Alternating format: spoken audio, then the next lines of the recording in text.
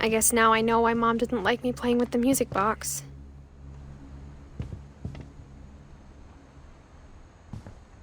Whenever people ask me about my family, the first thing they always want to know about is Barbara.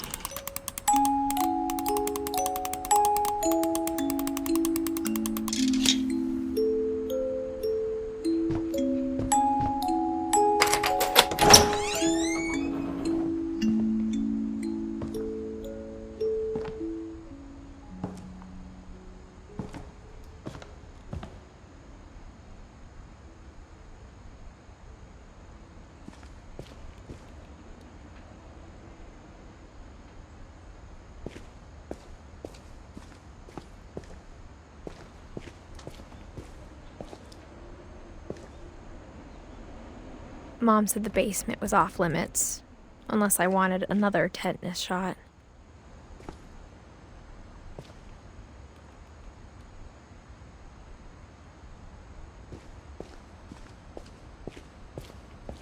I saw Edie sneak down to the basement once, carrying packages. I thought maybe she was hiding presents. It turned out she was hiding a lot more than that.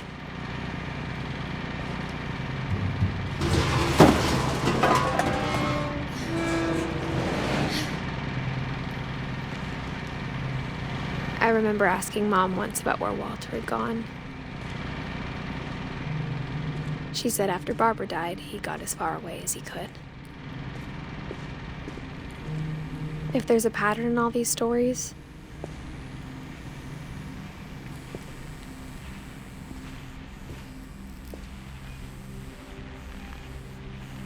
I think it's that none of us has gotten very far.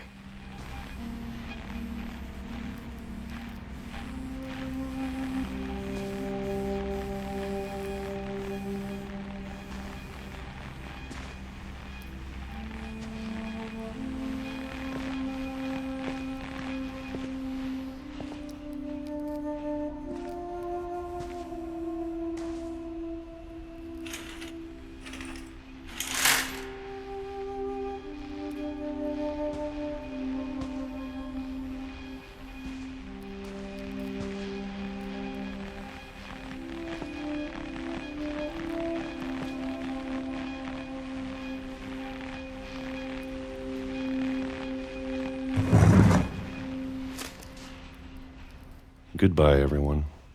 I can't believe I've been down here for 30 years. On that first day, after the shaking started, I didn't think I'd survive a week.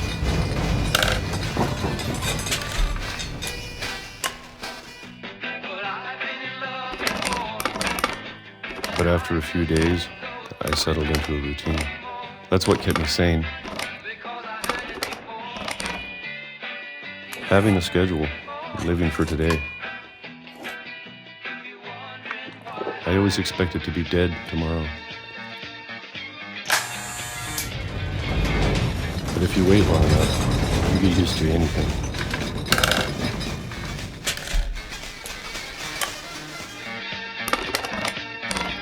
Even a monster on the other side of the door starts to feel normal. Almost friendly.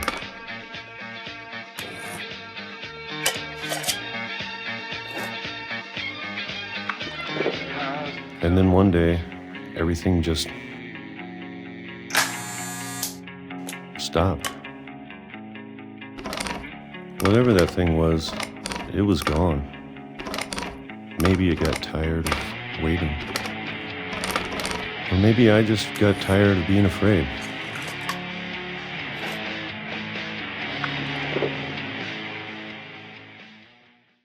It's been a week now, the longest in 30 years. I'm done waiting. I have to leave while I still can.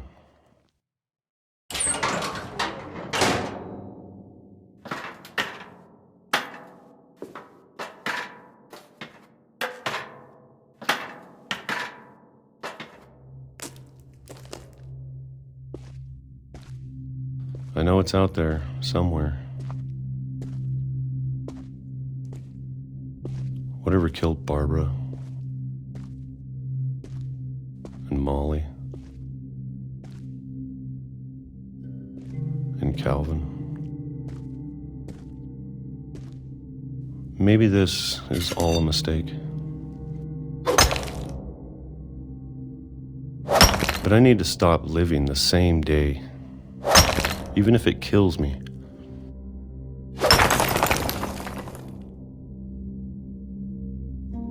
Whatever's out there, I want you to know I'm ready for it.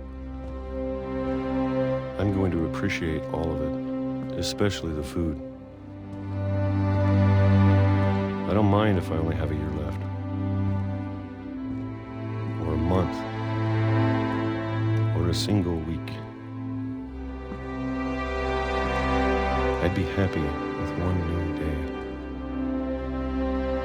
I can already imagine the sun on my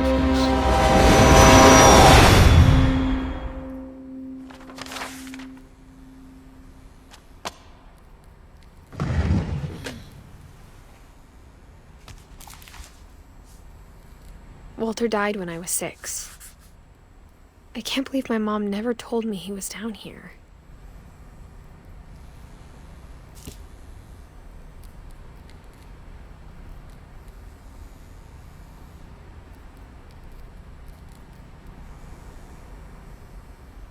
I'm sure my mom was trying to protect me.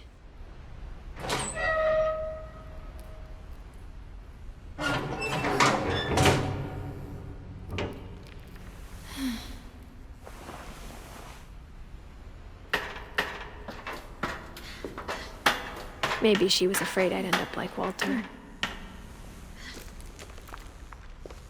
But if she never told me about an uncle under the house,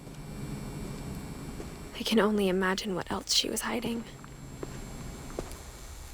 I don't want to make the same mistakes she made, trying to bury something that's still alive.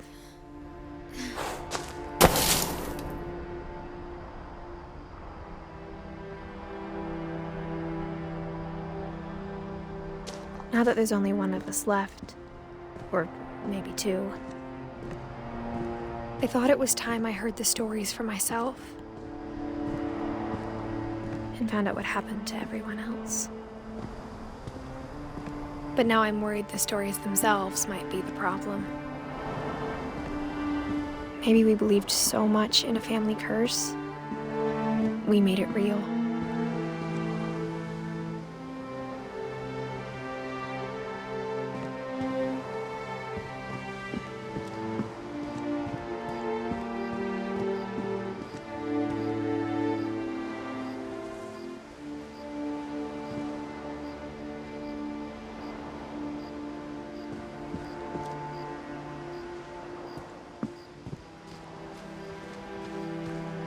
I don't know if I should even be writing this.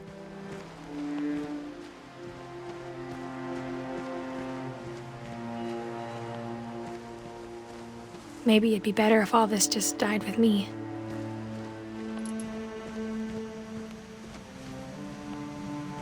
But I thought you should know about your family.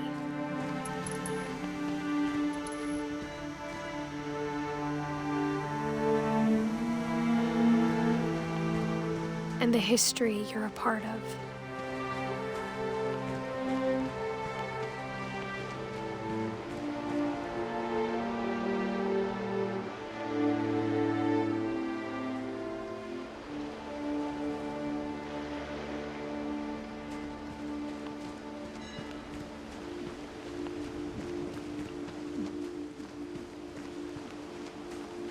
Though to be honest, I feel as lost as you probably do right now. I think the people in these stories believed them, for what that's worth.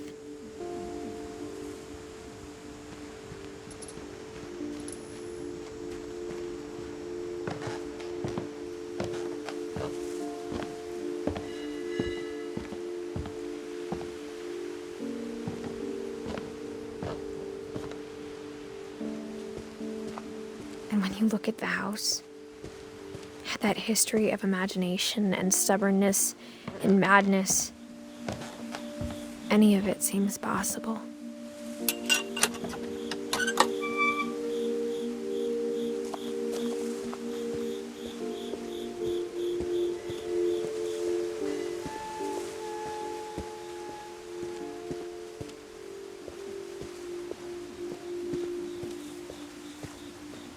I think we've been surrounded by death for so long, we've just gotten used to it.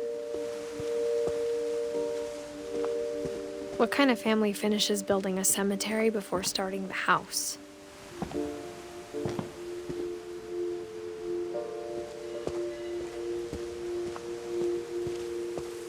It's embarrassing for me to admit this, but the pet cemetery made me more uncomfortable than the human one.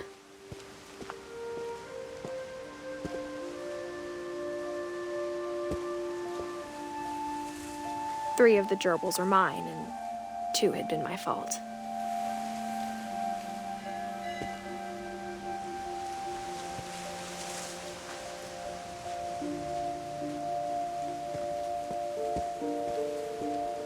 Sven built the house, but it was Edie who designed the cemetery.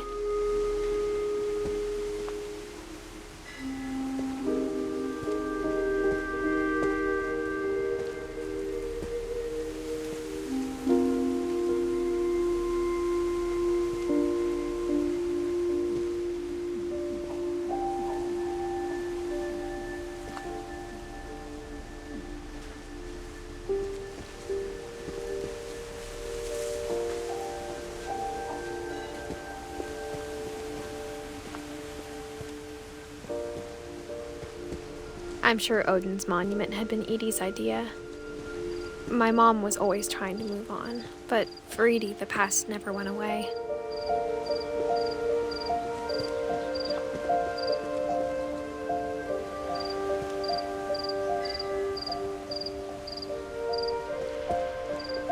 She could see it poking out of the water at low tide.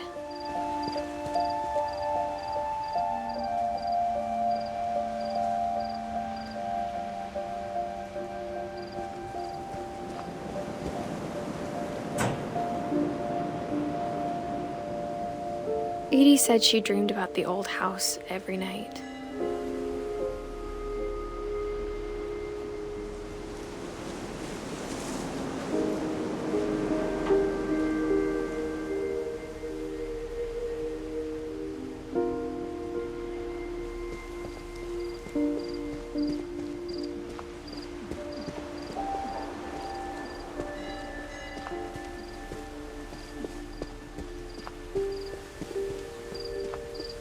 Edie's side was always easier for me to understand. But the older I get, the more I can see where my mom was coming from. Her dad had been pretty strict, but it wasn't enough to save her brothers. She was just trying to do better.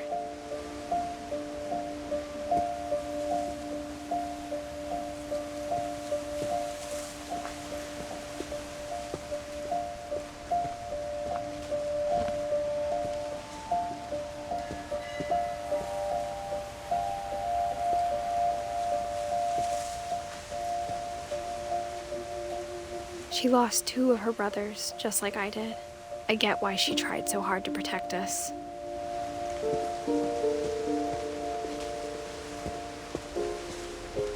There's so many things I wish I could ask my mom now. Part of me thinks this is what she wanted all along. For me to come back someday and find everything out for myself.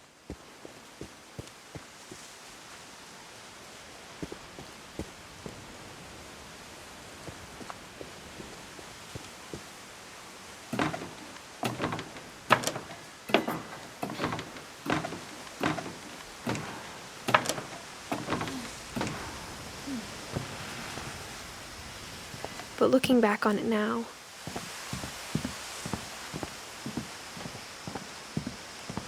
if she told me there was going to be so much climbing, I never would have come when I was 22 weeks pregnant.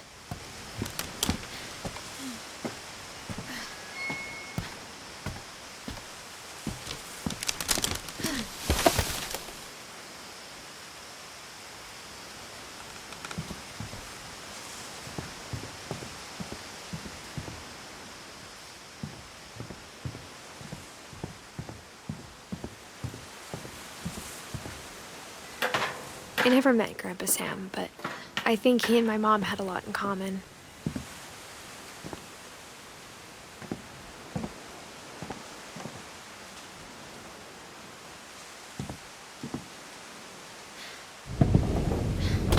They were both pretty intense.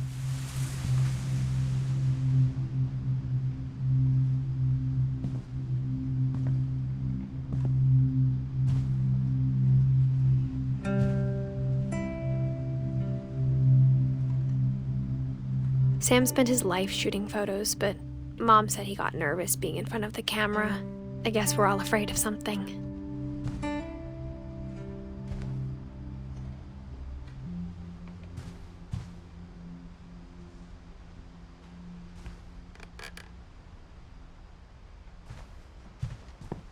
Instead of hiding from death, Sam seemed to go out of his way to meet it.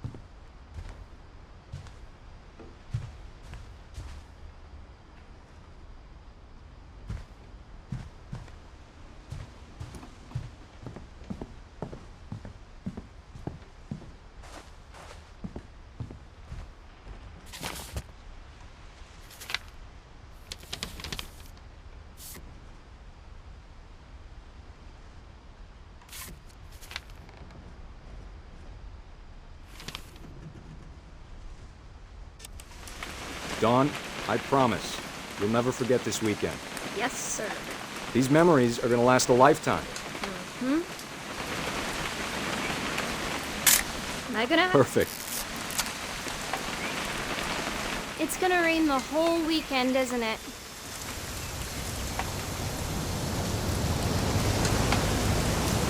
I will never forget this weekend, Dad. That's the spirit.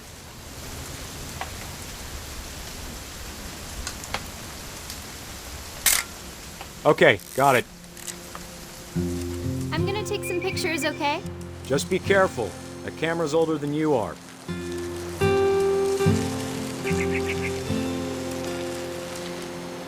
Definitely should not have drunk all that coffee. Hey! That's a keeper. I'm just saying, I'm not always gonna be here, Dawn. You'll need to remember this stuff, if you want to survive.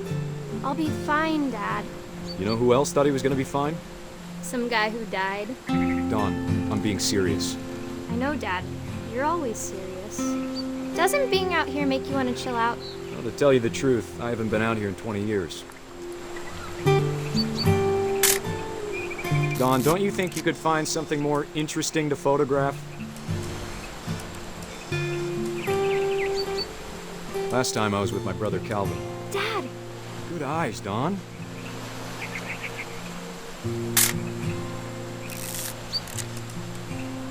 Before you take the shot, let me get a picture of you.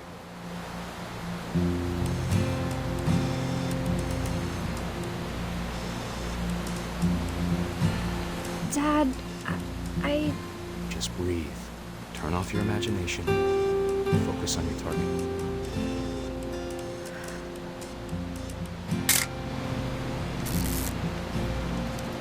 Let me get behind you. Do I have to do this? Dawn, you don't have to do anything. But if you want to survive, you'll need to be strong.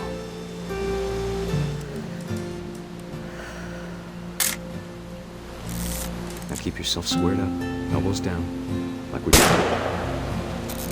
Great shot, Dawn!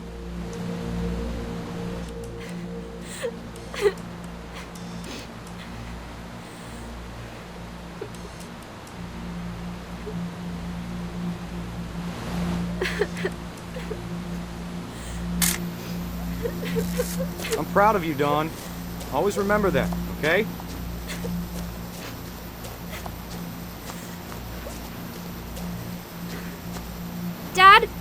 It's twitching. I think That's it's totally so... normal, Don. Just focus on the camera. Try not to think about... Dad!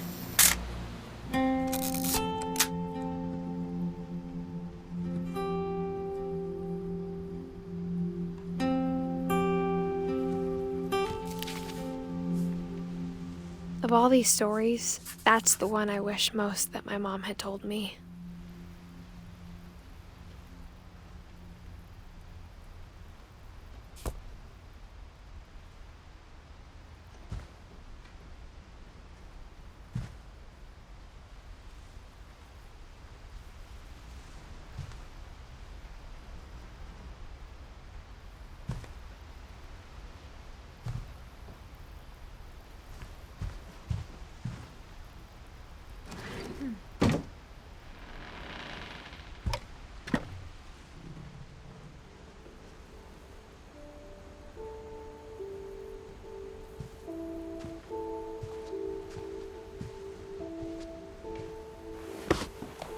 After Sam died, my mom and Edie got really close.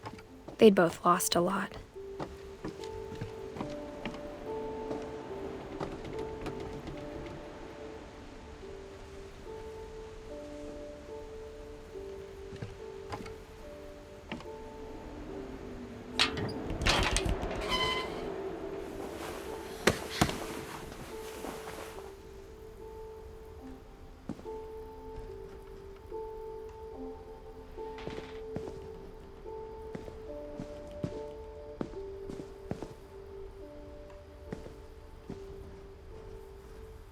I can't imagine my mom ever writing poetry, and yet...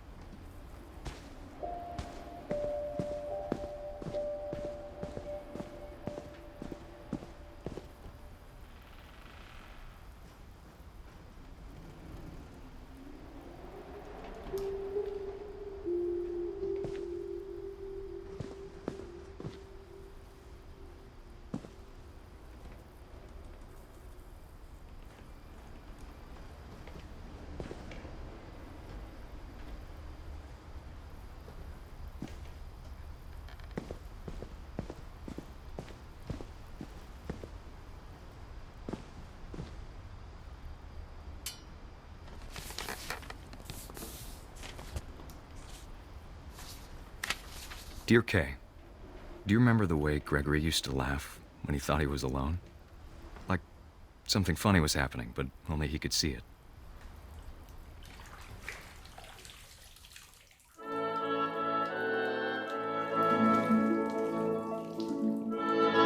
I think he saw things the rest of us don't.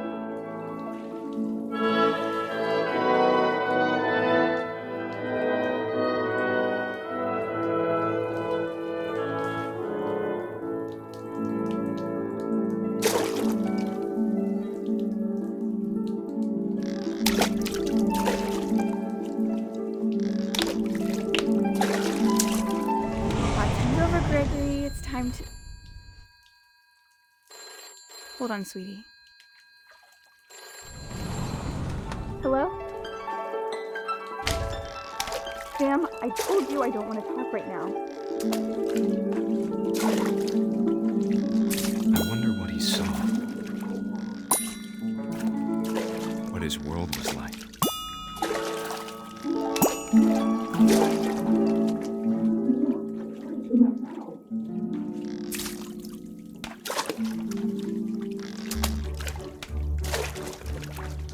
He reminded me so much of Calvin. Lost in his imagination. Whatever it was he saw.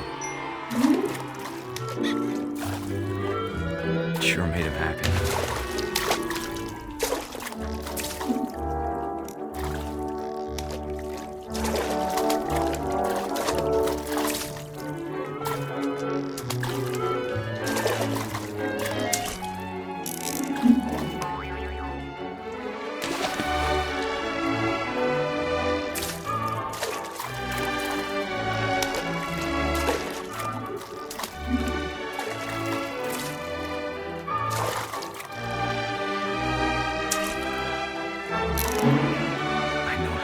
sounds.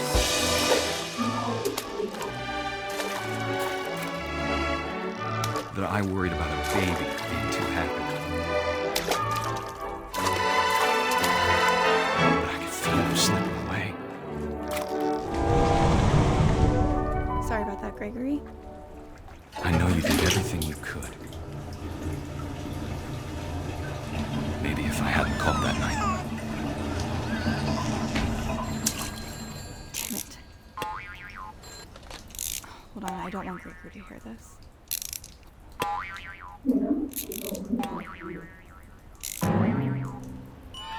I wish he could have told us about the world he saw.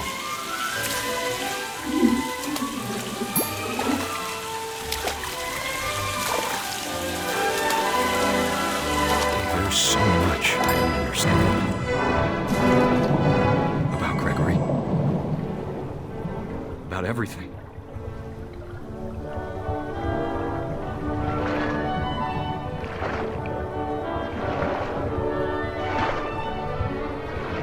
But I know what happened wasn't your fault.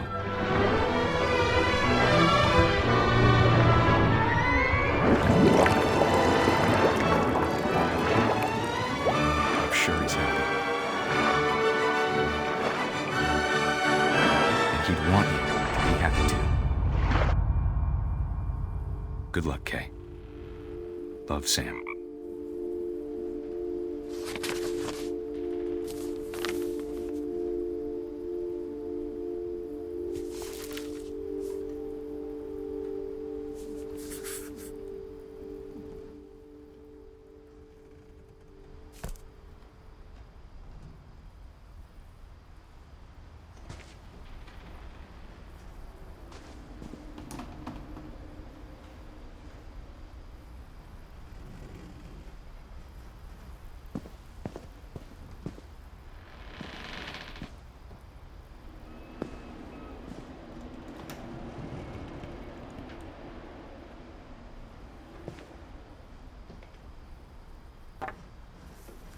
A poem for Gus, who always said the wedding was a bad idea.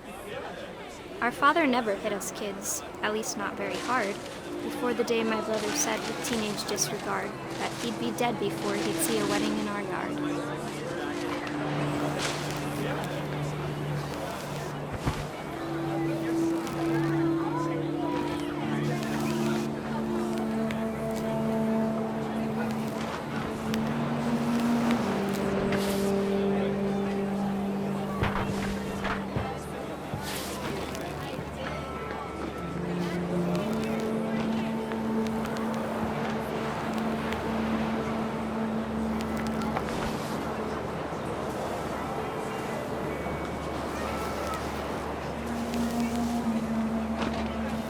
My father made him come, of course, but Gus stood far apart, just flew his kite and bottled up the storm inside his heart.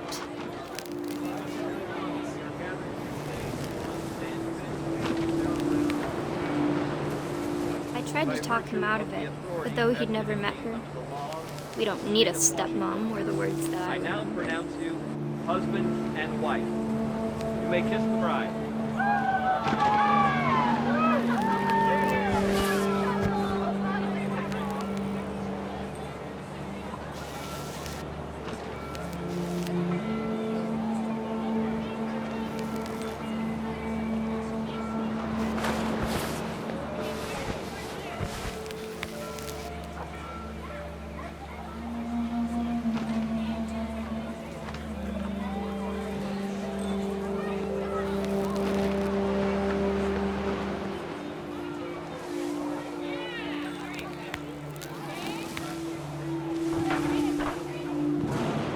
When the time for photos came, Dad ordered him to come here.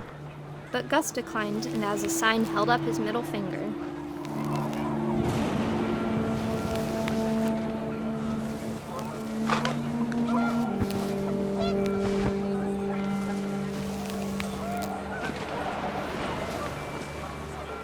The wind picked up and panicked geese appeared and quickly went.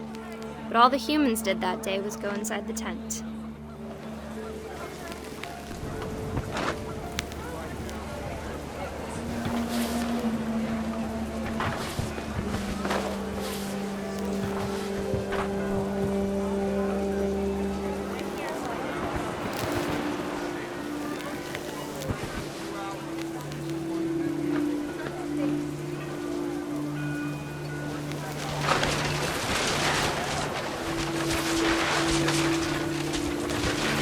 rain came down in buckets then, but no one seemed afraid that nature might destroy the tent our dad had crudely made.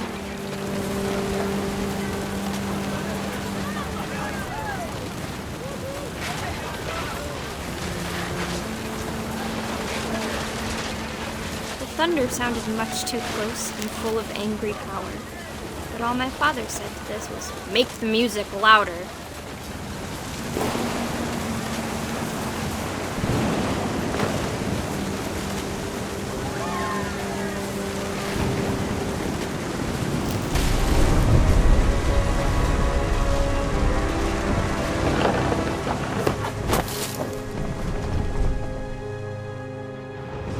I wish that I could truly say I thought about you on that day.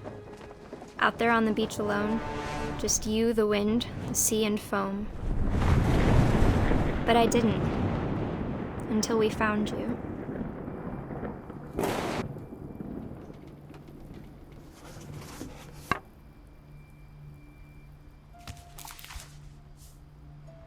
She never talked about him, but Mom told me once if I was a boy, they were going to name me Gus.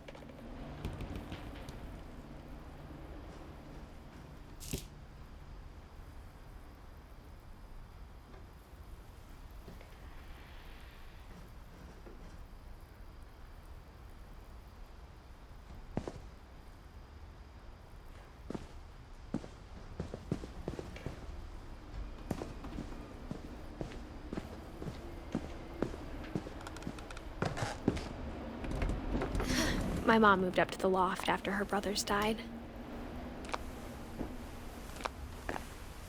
At the time, it was as far away as she could get.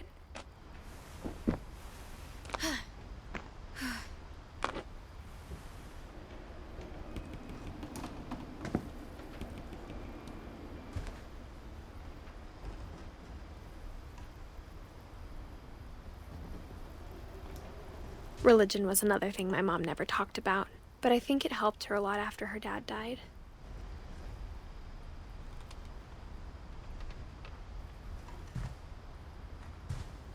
She spent a summer building houses in Calcutta, where she met my dad, Sanjay.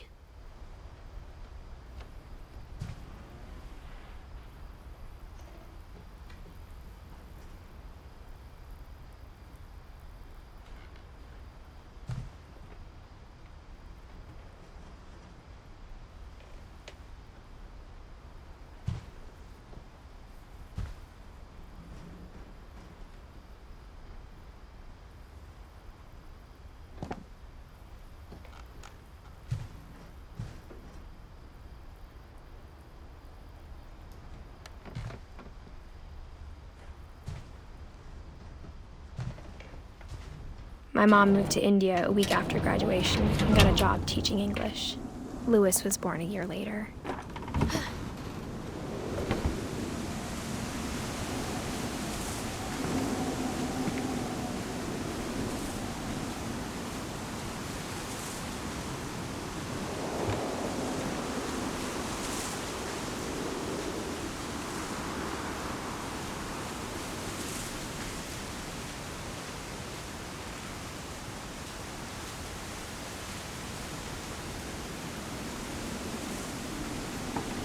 When my dad died, I don't think Mom knew where else to go.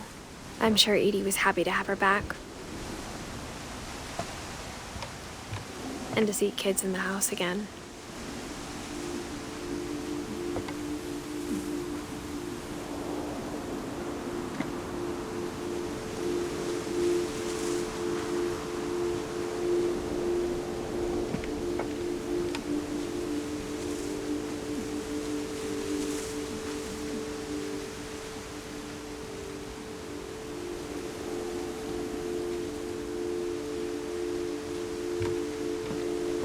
The house had to get a little bigger, but Edie was used to that.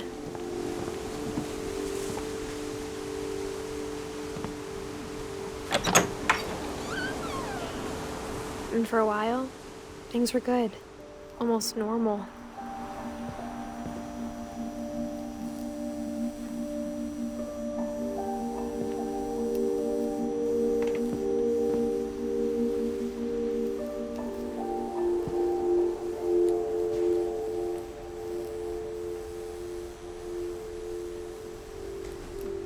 but it didn't last.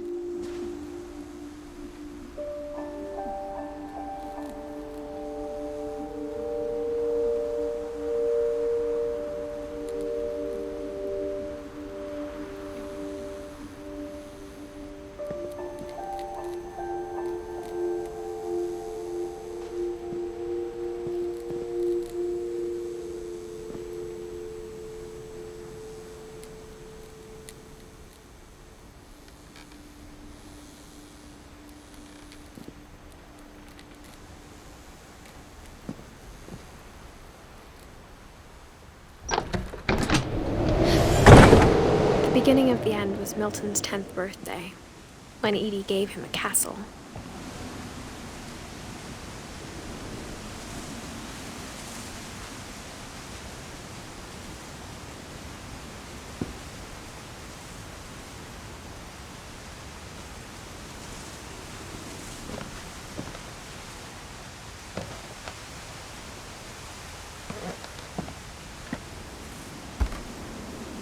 After Milton disappeared, the only thing he left behind was a room full of paintings.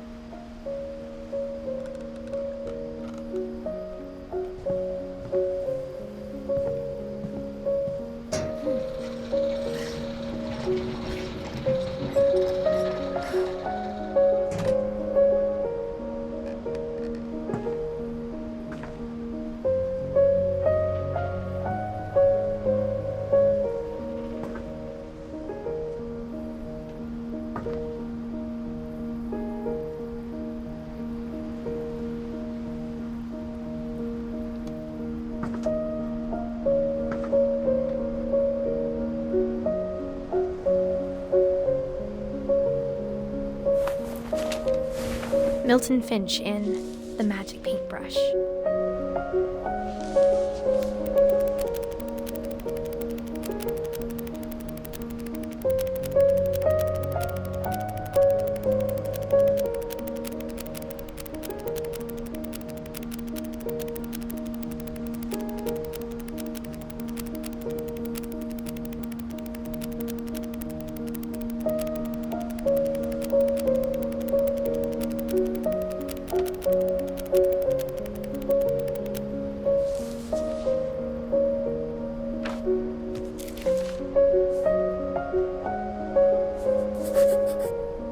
I was 4 when Milton disappeared.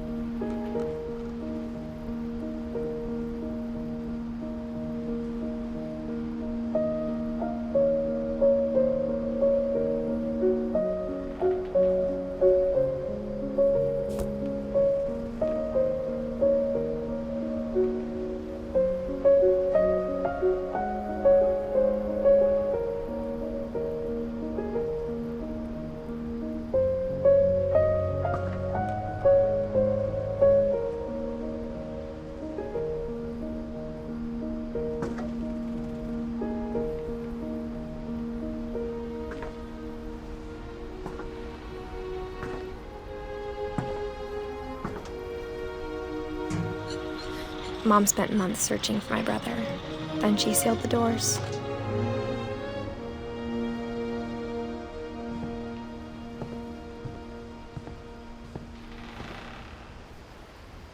I think Edie was happy to finally have another painter in the family.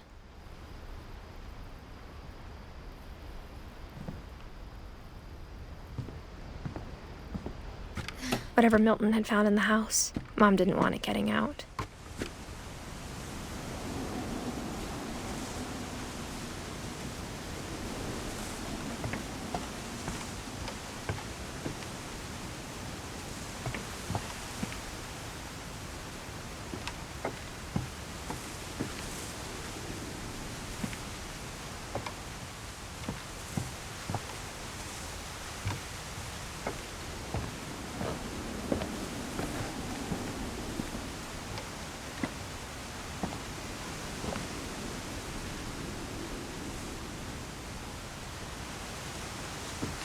Mom definitely blamed Edie, but I think Louis blamed himself.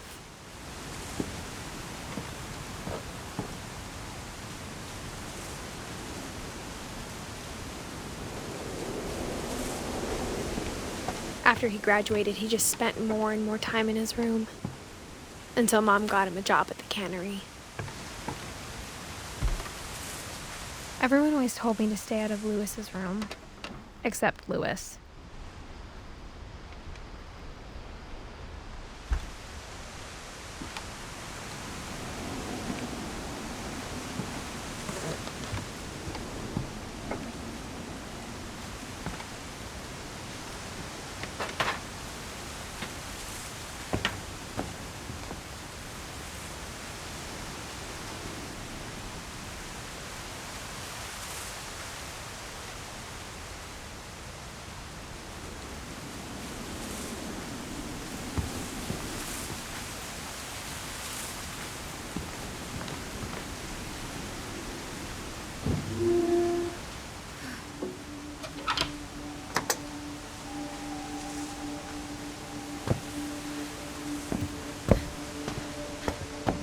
Louis's room smelled very, very familiar. That part of him lived on.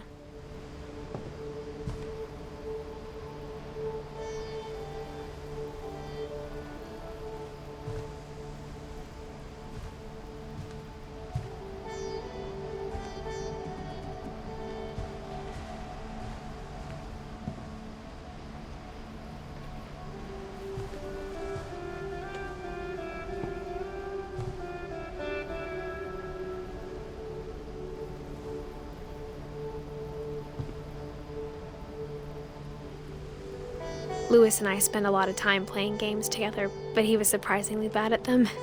He died a lot.